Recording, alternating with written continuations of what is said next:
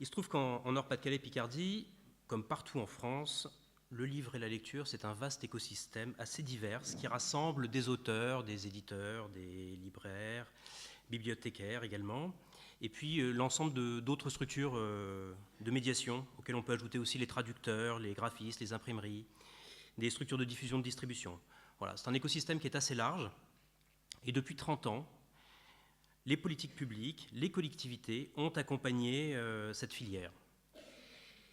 Ces interventions, si elles se sont traduites de manière un peu différente selon les régions, Nord-Pas-de-Calais ou Picardie, elles ont eu quand même un but, c'était à la fois d'outiller les acteurs du livre et puis en même temps structurer cette fameuse filière livre et lecture. En plus de cela, les acteurs du livre eux-mêmes ont été porteurs d'initiatives qui ont abouti à la création de structures professionnelles, qu'elles soient sectorielles ou intersectorielles. Ainsi donc, c'est extrêmement positif, sous cette double impulsion, se sont créées dans ces deux régions de réelles dynamiques autour du livre et de la lecture.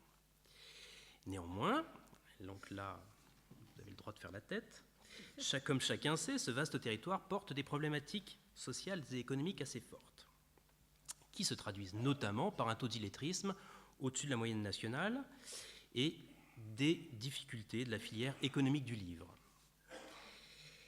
Le taux d'illettrisme, alors, avec un taux qui frôle les 12%, c'est-à-dire à peu près 400 000 personnes environ, de 18 à 65 ans, l'illettrisme en Nord-Pas-de-Calais et Picardie est le taux le plus important en France. Alors ce taux, ce n'est pas uniquement un chiffre, c'est qu'il interroge durablement l'accès à des œuvres exigeantes ainsi qu'au champ de la connaissance si on ne bénéficie pas d'un appareillage critique suffisant.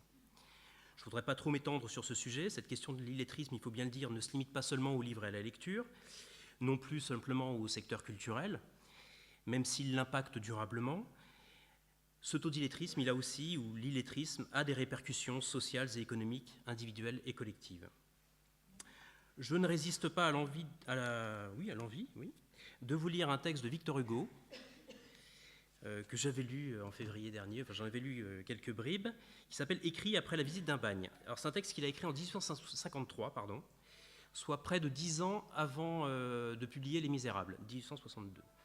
Alors qu'est-ce qu'il disait à l'époque? Il nous disait simplement « Chaque enfant qu'on enseigne est un homme qu'on gagne. L'ignorance est la nuit qui commence l'abîme, où rampe la raison, l'honnêteté périt. Tout homme ouvrant un livre y trouve une aile, et peut planer là-haut où l'âme en liberté se meut.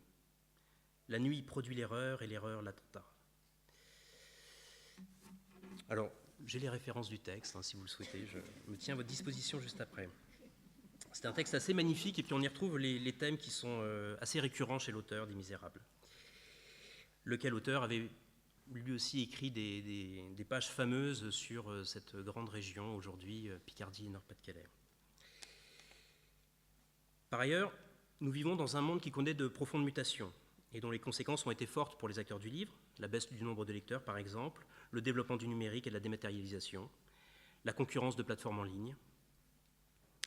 Chacun, je n'apprends rien à personne, chacun est conscient de ses difficultés et il n'y a pas de réponse unique.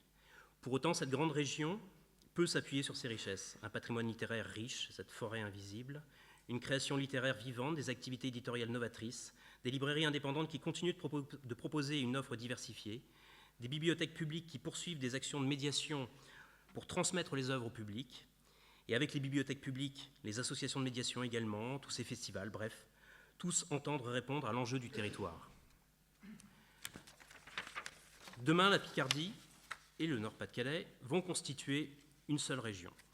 Ça, je ne vous l'apprends pas. L'enjeu est d'importance. Dans un univers en profonde mutation, où l'accompagnement des publics est d'autant plus nécessaire, il nous paraît essentiel de conduire une politique publique concertée, s'inscrivant dans la durée et qui permette d'accompagner au mieux les acteurs. 3 axes de soutien nous semblent alors émerger. En premier lieu, le soutien à la création contemporaine afin de conforter un statut qui s'est largement fragilisé depuis plus de 10 ans, celui de l'auteur. Il s'agit alors de favoriser la rencontre entre un public et cette création contemporaine via un soutien aux résidences des territoires, par exemple, à la formation des auteurs ou aux bourses d'écriture. L'économie du livre a connu de nombreuses mutations depuis plus de 15 ans et s'est fortement fragilisée sur la même période. Les nombreuses études sur la librairie et l'édition peuvent en témoigner. Soutenir leurs activités et la structuration de leurs activités afin de développer une économie du livre, symbole de diversité éditoriale, est indispensable. Enfin, nous sommes dans un territoire composé de zones de plein et de zones de vide. La question du maillage territorial est essentielle dans la conduite d'une politique publique, à même d'œuvrer auprès du plus grand nombre.